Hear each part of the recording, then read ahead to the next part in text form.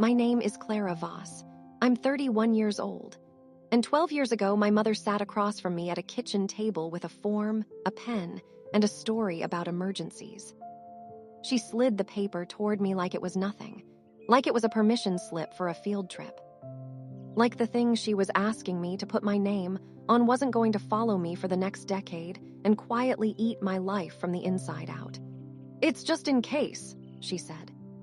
"Just so we have something to fall back on. You're responsible, Clara. You've always been the responsible one." I was 19 years old.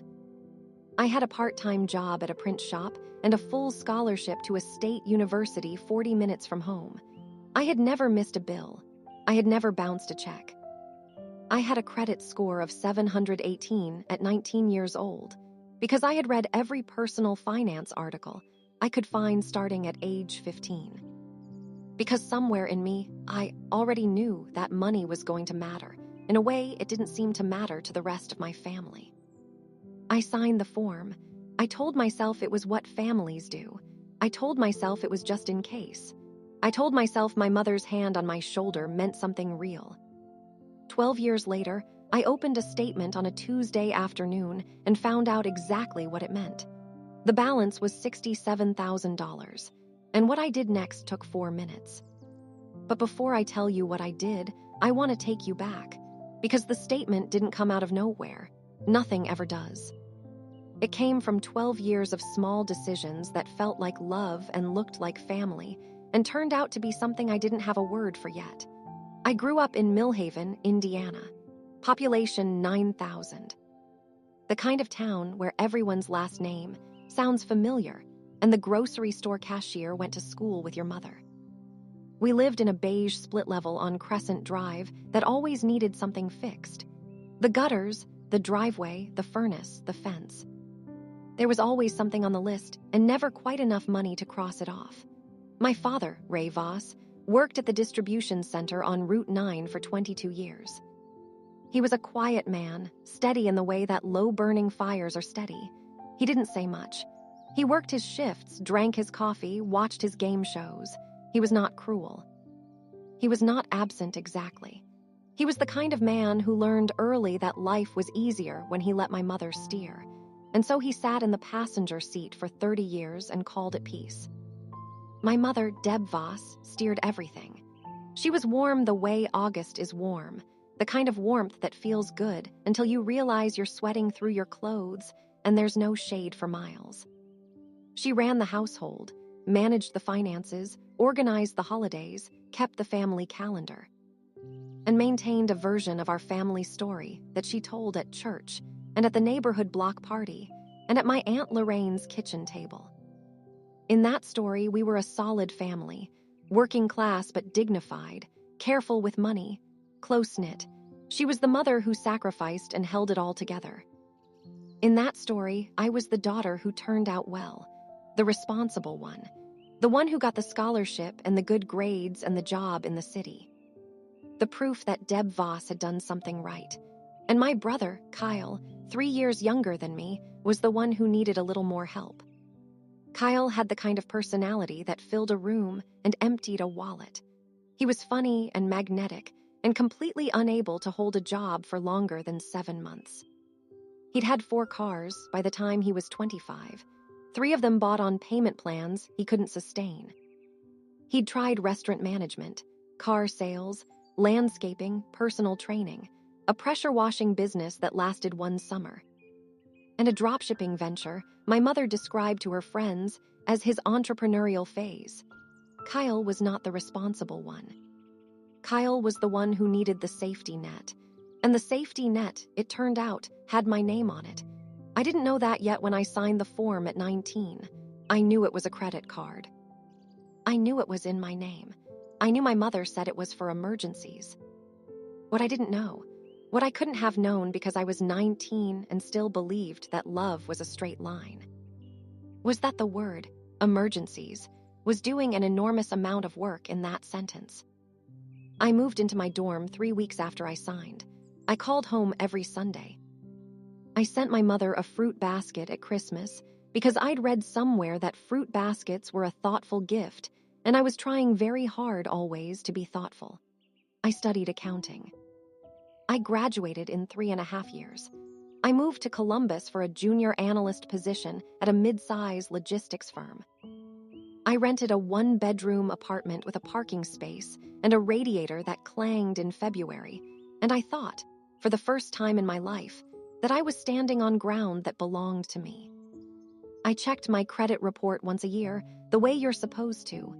Every January, I pulled it up, scanned the accounts, confirmed nothing was wrong. Every January for 12 years, I saw the card. Low balance, under $1,000, sometimes $200, sometimes $800, always low enough that I didn't think twice. I assumed they were using it the way my mother said they would. Carefully, for emergencies, for the gutters or the furnace or whatever was on the list that year. I never requested the full statement. I never asked for the login. I trusted the low balance on the report, and I moved on, and I told myself that was reasonable. It was not reasonable. What it was exactly what they were counting on. Let me tell you about the Tuesday. It was a regular Tuesday in March. I was sitting at my kitchen table with a cup of coffee that had gone lukewarm, going through my annual financial review. I do this every March now because that's when my brain is clearest after tax season settles and before spring gets busy. I pull every account, every statement, every number. I lay it all out like a map, and I look at it. I had recently gotten engaged to a man named Marcus, who is a structural engineer and the most organized person I have ever met in my personal life. Which is saying something, because I am also extremely organized. We were planning to buy a house. We had been pre-approved. We had a target neighborhood. We had a spreadsheet with projected timelines and estimated renovation costs. To buy a house with Marcus, I needed to close out any liabilities attached to my name that weren't mine. I needed everything clean. And so, for the first time in 12 years, I didn't just check the credit report. I requested the full statement history. It took 3 business days to arrive. I opened it on a Tuesday afternoon. The current balance was $67,240. I stared at that number for what felt like a long time, but was probably 45 seconds. My coffee was on the table. The afternoon light was coming through the window. Somewhere outside, someone was mowing a lawn. $67,000. I scrolled back through the statement history, 12 years of it. And what I found was not an emergency. What I found was a second income. Let me give you the numbers the way I found them, because the numbers are the whole story. Starting in October of the year I signed, the card began accumulating charges. Grocery runs at Millhaven Market, gas at the Sunoco on Route 9, utility co-payments, a Kohl's purchase in November. A charge from a restaurant I recognized as the one my parents went to every Friday night for their standing dinner. January, $340. February, $290. March, $410. I kept scrolling. By the second year, the monthly charges had climbed. A Best Buy purchase in April. A weekend at a hotel in Cincinnati that I recognized because my mother had mentioned that trip. She described it as their anniversary getaway. She had not mentioned who paid for it. Year 3, a charge from a dealership, $1,800. I cross-referenced the date. Kyle got a car that spring. A used Jeep Cherokee. I remember because he called me excited and I told him I hoped the payments were manageable. There were no payments. There was my name. Year 5, the monthly average had reached $600, still under the radar on an annual credit report, still low enough that I kept scrolling past. Year 7, Kyle's pressure washing equipment. $2,400 in a single charge from a commercial supply company. The business that lasted one summer. Year 9, a charge I had to look at twice. $4,100 from a jeweler in downtown Millhaven. I knew the jeweler. Everyone in Millhaven knew it. They did engagement rings and anniversary bands. I thought about my parents' 30th anniversary the year before. My mother had posted a photo on Facebook. She was wearing a new bracelet. She decaptioned it, "Ray always knows how to make me feel special." Ray hadn't paid for the bracelet. I had. I did not feel special. I kept going. Year 10, year 11. By then, the charges had normalized into a rhythm that looked, on paper, exactly like a household running on a quiet, steady line of credit. Groceries, gas, utilities, the occasional furniture charge, a streaming service I had never heard of. A charge from a golf course I recognized as the one Kyle had joined for 3 months before deciding golf wasn't for him. I added it all up. The app did it for me. 12 years, $67,240. Interest compounding quietly in the background, a number that had been growing in the dark for longer than some marriages last. I sat with it. I want to tell you what I felt because people always want to know if you cried. I didn't cry, not right then. What I felt was closer to the sensation you get when you're reading a document at work and you find the error that explains everything. The spreadsheet finally balances. Not because something good happened, but because now you understand exactly where the money went. I felt the architecture of it, the clean, deliberate shape of what they had done. This was not a family running up a card in a crisis. This was a family that had identified a resource and integrated it into their operating budget, and never once mentioned it to the person whose name was on the account.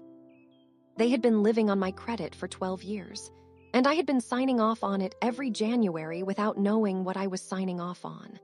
I closed the statement. I opened a new document. And I started writing down everything I knew and everything I was going to do about it. Because I am an accountant, and accountants do not make decisions in the heat of the moment. We document. We verify. We act on evidence. I had 12 years of evidence. Now let me stop here for a second.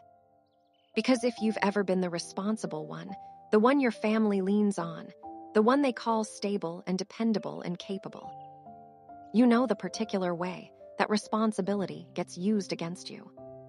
Not with malice, maybe, not with a plan, necessarily, but with a kind of quiet assumption that your stability is a public resource, that your good credit is a well they can draw from, that your steadiness is permission. I know you know that feeling. Drop a comment and tell me how long you carried it before you set it down. And if you haven't subscribed yet, please do. I share stories like this every week, about the moment the statement arrives, about what you do next. Now, back to Tuesday, I want to tell you about the 4 minutes. But first, I need to tell you about the call I made before them, because the 4 minutes only means something if you understand what came before. I called my mother that evening, not to confront. Not yet. I am not a person who confronts before I have the full picture. I called to listen. I called to hear what version of the story she was currently operating from, because in my experience, the way someone lies tells you as much as the lie itself. She answered on the second ring. Warm. Familiar, the August warmth. Clara, honey, how are you? How's Marcus? Have you set a date yet? I told her Marcus was fine. I told her the date wasn't set yet. I told her we were working on the house situation first. Oh, how exciting. You two are just so smart about everything. You've always been so smart, Clara. I don't know where you get it from. I let her talk. She talked about Kyle for a while. He started a new job, she said, at a logistics company, not unlike where I had started. She was proud. She thought it might finally be the one that stuck.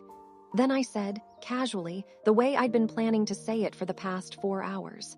Mom, I've been doing a financial review. Getting everything squared away before Marcus, and I moved forward with the house. I pulled the full statement on the old card, the one I co-signed for you years ago. Silence, not long. Maybe 2 seconds, but I've been studying silences my whole life.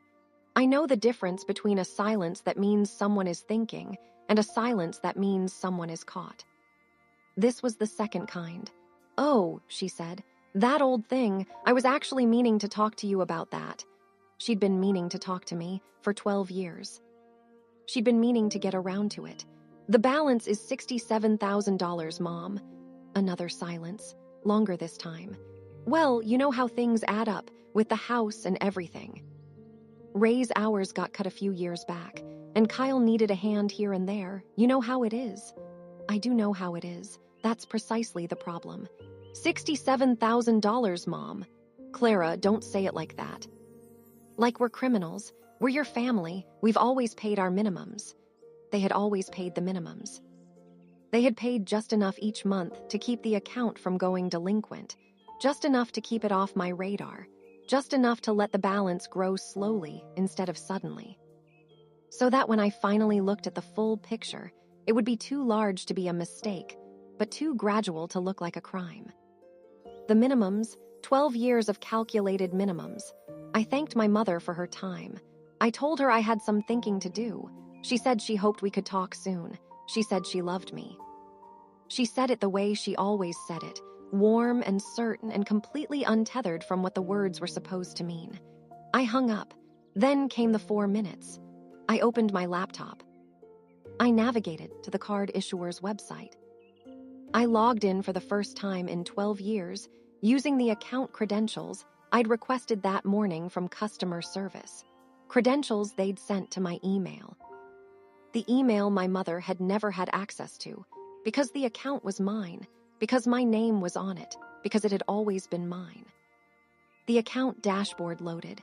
There were 4 things I needed to do. The first was to change the billing address from my parents' house on Crescent Drive to my apartment in Columbus. Done. The second was to change the authorized user settings. There were 2 authorized users on the account, Ray Voss and Deborah Voss. I removed them both. The page asked me to confirm. I confirmed. The third was to set up a new PIN and password. Done.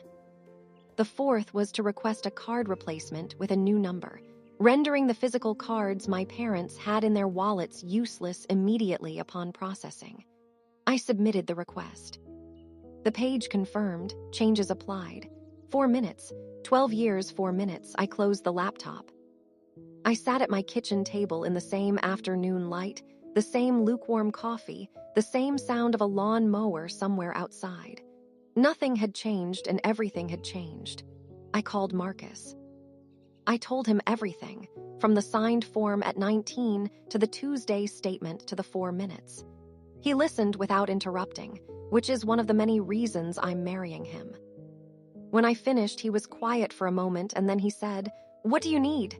Not what are you going to do, not you should have known, not what a mess. What do you need?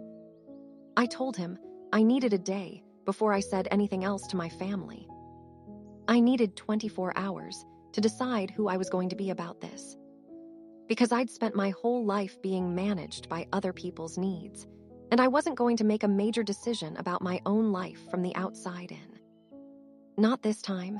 He said he'd bring dinner. He brought Thai food and sat across from me while I built a spreadsheet I hadn't planned to build but couldn't help building. Because I needed to see the full shape of it, not just the card, the full shape. I went back 10 years in my memory and I started listing everything I could verify. The car Kyle got at 22. The pressure washing equipment. The hotel in Cincinnati. The bracelet from the jeweler. The golf membership. Christmas gifts that stopped coming from my parents around the time the monthly charges started climbing. The year they didn't send a birthday card, and I told myself they'd been busy. I listed it all. I put a conservative estimate on every item I couldn't verify from the statement. I was deliberate about being conservative. I didn't want to be dramatic. I wanted to be accurate. The total with interest was $74,000, roughly 3 years of my salary when I'd started, a down payment on a house, a number that was not hypothetical. It was documented on a statement in my name. Marcus looked at the spreadsheet and said nothing for a long moment. Then he said, "You understand this changes the house timeline." I did understand that. The $67,000 in open balance on my name was affecting my debt-to-income ratio. The pre-approval we'd worked for was now complicated. The timeline we'd mapped was now shifting. My parents had not just spent my money, they had spent my future. That was the moment I cried. Not for the money, I want to be clear about that. I have made and managed enough money in my career that $67,000, while serious, was not going to break me. It was not the loss that made me cry. It was the map. The deliberate, careful, invisible map of what they had done. The annual credit report check they must have known I did. The minimum payments calibrated to keep the account just clean enough. The way my mother had described me as the responsible one in the same breath, she was using my responsibility as a bank account. They had known what they were doing. They had known every year that they were doing it. And they had made, each year, the choice to keep doing it, to keep not telling me. To keep pulling from the well they'd put my name on when I was 19 and didn't know the difference between love and liability. I cried for about 8 minutes. Then I stopped and finished my dinner and went to bed and slept better than I had in weeks because the numbers were no longer a mystery. The map was complete. I knew the full shape of it, and I had not yet decided what to do about it, but I was going to. The next morning, I called 3 people before I called my mother. The first was my Aunt Lorraine, my mother's younger sister, 61. A retired paralegal from Fort Wayne who had spent 30 years in a law office and had the particular forensic clarity of a woman who'd seen every variation of human behavior land on a desk in paper form. Lorraine and my mother had always had a complicated relationship, which in practice meant Lorraine told the truth and my mother preferred a different version. I didn't tell Lorraine the amount. I told her the situation, the card in my name, the 12 years of charges, the minimums, the 4 authorized users I'd only just discovered I'd ever approved. Lorraine was quiet for exactly 4 seconds. Then she said, "Your grandmother's dining room table." I didn't understand. "Your grandmother left that table to you, Clara. You know that." "Your mother knows that. That table has been in your parents' house for 9 years because your mother said she'd keep it until you had space for it. Last Christmas, I was there and she told a neighbor it was hers. She said your grandmother gave it to her." I held the phone. "There's a pattern," Lorraine said carefully. "This is not the first time." She wasn't angry. She said it the way the best kind of person tells you a hard thing, clearly with evidence without theater. I thanked her. I told her I'd keep her updated. I hung up. The second call was to a credit attorney I found through a colleague. I had a 20-minute consultation. She confirmed what I already suspected. As the primary cardholder, I was legally liable for the full balance. As the primary cardholder, I also had the legal right to pursue reimbursement through small claims or civil court if I could document that the charges were made without my knowledge or consent. I had 12 years of statements. I had a signed form from a 19-year-old who was told the card was for emergencies. I had documentation. The attorney said to think about what outcome I actually wanted before deciding on a path, not what I was owed, what I wanted. I thought about that all morning. The third call was to my brother. Kyle answered on the 4th ring, groggy 10 a.m. Indiana time. I heard a television in the background. "Clara, hey." "What's up?" "Kyle, did you know the credit card I signed when I was 19 has $67,000 on it?" A pause. The television got quieter. "I mean, Mom said you had a card for the family." I didn't really think about the details. "The Jeep Cherokee, Kyle, the golf membership, the pressure washing equipment." He didn't answer immediately. And in that silence, I heard something I hadn't expected. Not guilt exactly, something smaller. A 29-year-old man realizing for the first time that the things he thought were given were actually taken. "Mom said it was fine," he said finally. "She said you had it handled." "I had it handled because I didn't know it existed." Silence. "I'm sorry, Clara." He said it quietly and I believed him. Not enough to fix anything, but I believed it. "I know," I said. "I'm not calling to fight with you. I'm calling because what happens next is going to affect you, and I thought you deserved to know before it happens." I told him the card was frozen. The authorized users were removed. The number had changed. Whatever he and my parents had been drawing from was gone. He didn't argue. He said, "Okay." That was my brother. It was the most honest conversation we'd had in years. Now I want to pause here because I know what you're thinking. You're thinking, why didn't she just pay it off and cut her losses and move on? Why open all of this? Why not keep the peace? Let me ask you something first. If you discovered that someone had been quietly withdrawing from your account for 12 years and calling it love, would you keep the peace? Drop your answer in the comments. Pay or boundary, I'll be reading everyone. Because here's the thing about keeping the peace. The peace was never peaceful. The peace was me, at 19, signing something I didn't understand. The peace was me, every January, skimming a number that was being managed specifically so I would skim it. The peace was a dining room table my grandmother left me that was sitting in my mother's house under a different story. The piece was costing me $74,000 and a house and a timeline and 12 years of not knowing that my name was being spent. I was done keeping it. I called my mother on Thursday morning. 2 days after the Tuesday, long enough for me to know exactly what I was going to say and exactly what I was not going to say. She answered on the first ring this time. Clara, I've been trying to reach you. I told her I'd needed some time to look at the full picture. I understand you're upset, but I wish you hadn't just frozen the card like that. Your father went to fill up the car on Wednesday and the card was declined at the pump. In front of people, Clara. In front of people. My father's card was declined at a pump. In front of people. This was the injury she led with. Not the $67,000, not the 12 years. The gas station moment. I let her say it. I let her say all of it. The version where she was the one who was hurt. The version where my freezing the card was the offense, and the 12 years of charges were a detail. The version where I was being dramatic and cold, and not understanding how hard things had been, and didn't I remember what it was like growing up, and hadn't they given me everything they could? I let her run the whole script, and when she was done, I said, Mom, I've looked at the full statement history. 12 years. $67,240. I've cross-referenced the charges with what I know about the family timeline. The car, the hotel, the bracelet. The bracelet from Miller's Jewelers in 2021 that you posted on Facebook and said Ray picked out for your anniversary. Silence. I'm not calling to fight with you. I'm calling to tell you 3 things.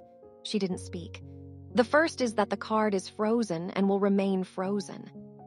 The balance is in my name, and I am working with an attorney on options for how to address it. You will be hearing from that process in writing. I heard her breath change. The second is that I will be contacting a moving company about Grandma's dining room table. Aunt Lorraine tells me it's still at your house. I'd like it picked up within the next 30 days. A sound, not quite a word, something involuntary. The third is that I love you and Dad, and I am not going away, but I am not the emergency fund. I was never the emergency fund. And whatever comes next between us has to start from something honest. Because I've spent 12 years operating on a version of this family that turns out to have been a document I never fully read. My mother started crying. Not the involuntary kind, the performed kind. I knew the difference. I had been studying it my whole life. After everything we sacrificed for you, she said. After everything we gave you. I didn't hang up. I let her finish. Then I said, gently and without anger, the card was in my name, Mom, not yours, mine. Whatever was sacrificed, I paid for it. I let that sit. I'll be in touch, I said. I love you. I hung up while she was still assembling a response. My hands were steady. My voice had not cracked once. This is what 12 years of being the responsible one prepares you for, I thought. Not for carrying the weight, for setting it down without dropping it on someone else. The calls came in the order I expected them. Ray called that evening. My father. Quiet, careful, choosing his words the way a man chooses his steps on ice. He said he was sorry. He said he hadn't realized the total had gotten that high. He said he'd thought Deb was managing it. He said he knew that wasn't good enough, but he wanted me to know he was sorry. I told him I believed him, and I did. In the limited way, I believed that my father had genuinely not known the total. He hadn't known because he hadn't looked, which was its own kind of choice, but it was a different kind than my mother's choice. His was the choice of a man who had been looking away for 30 years and had finally looked away at the wrong thing. I told him I loved him. I told him this wasn't over, but it wasn't war either. He said okay. That was my father. Kyle texted me Friday. He said he'd talked to Mom. He said she was upset. He said he'd also pulled up the card statements she'd shown him once, years ago. And he'd done some math, and he was sorry in a bigger way than he'd been sorry on the phone, and he didn't know what to do with that, but he wanted me to know. I told him I knew what he could do with it. He could start by taking himself off my emergency contact list and putting himself on his own.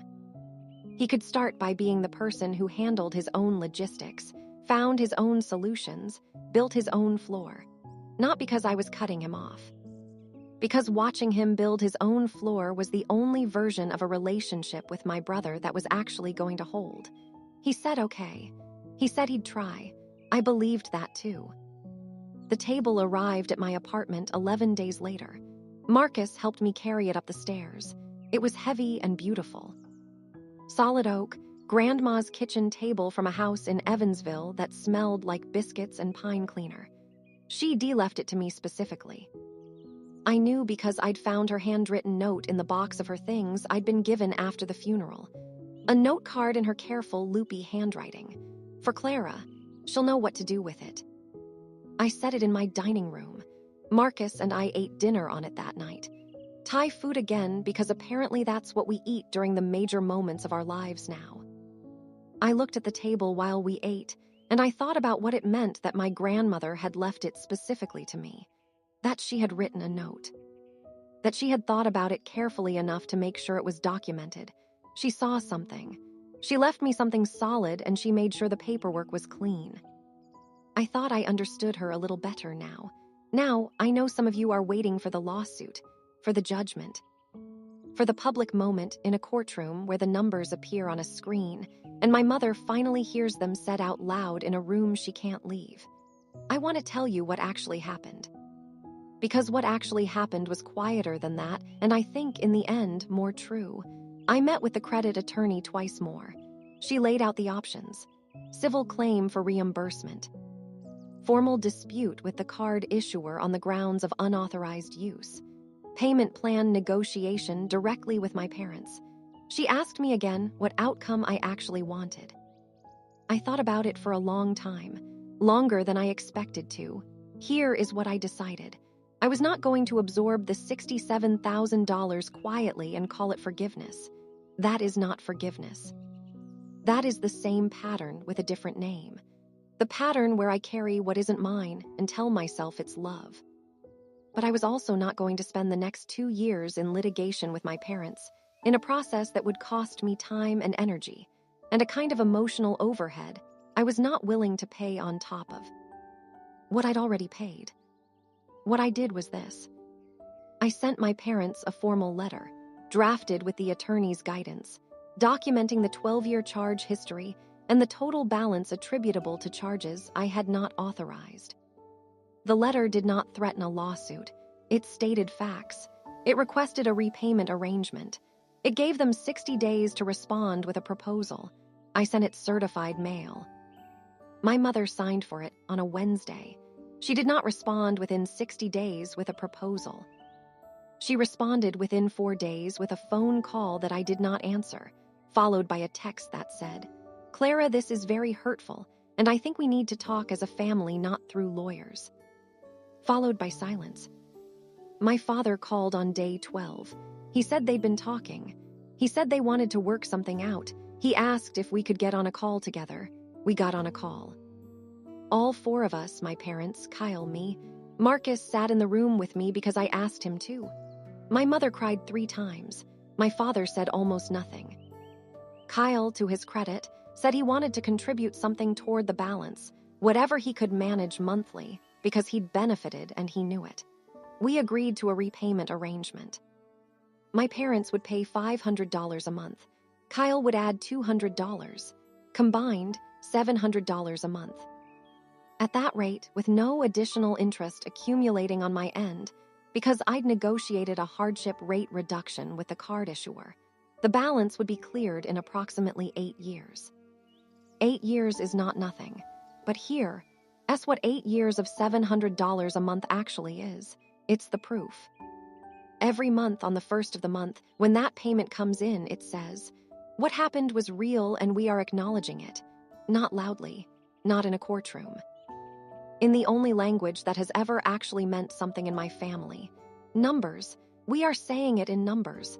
I documented everything. The agreement, the terms, the repayment schedule.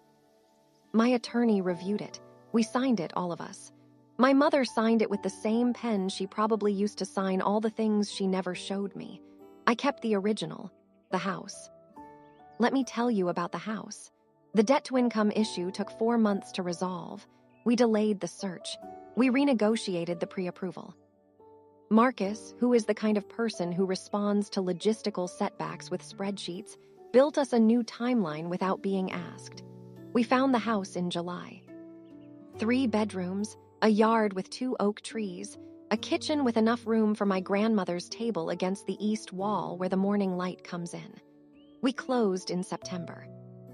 I carried the key in my coat pocket for the first week because it made me feel something I hadn't felt since I was standing in my first apartment in Columbus with a radiator that clanged in February.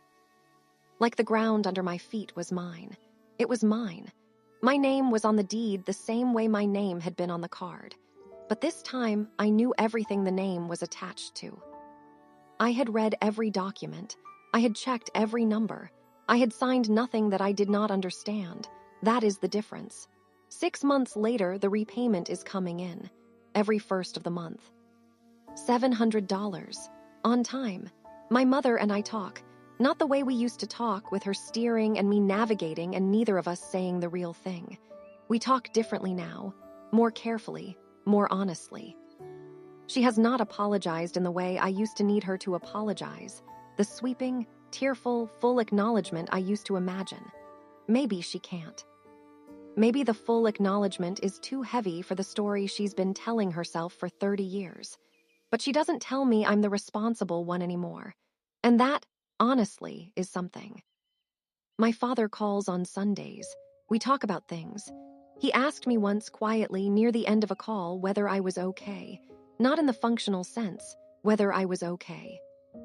I told him I was better than okay. I told him I was living in a house with my grandmother's table, and a man who brought Thai food during hard weeks and a credit score I had built myself and protected for myself and intended to keep. He said that sounded right, and I think it is. Here, that's what I want to leave you with. When I was 19, I signed something I didn't fully understand because I trusted a story. The story that family means you say yes. The story that love means you don't ask questions. The story that being the responsible one is a compliment and not a job posting. I carried that story for 12 years. The statement arrived on a Tuesday afternoon in March, and the story stopped fitting. And the thing I want you to hear, the thing I wish someone had said to me at 19 with a pen in my hand and a form on the table, is this: your name has value. Your credit is not a community resource. Your stability is not permission for someone else's instability. And the moment you stop being the emergency fund is not the moment you stop being family. It's the moment you start being yourself. I didn't lose my family when I froze that card. I found out which version of the relationship was real. And the version that's still standing. The one with the monthly payment and the careful phone calls and my brother slowly figuring out his own floor.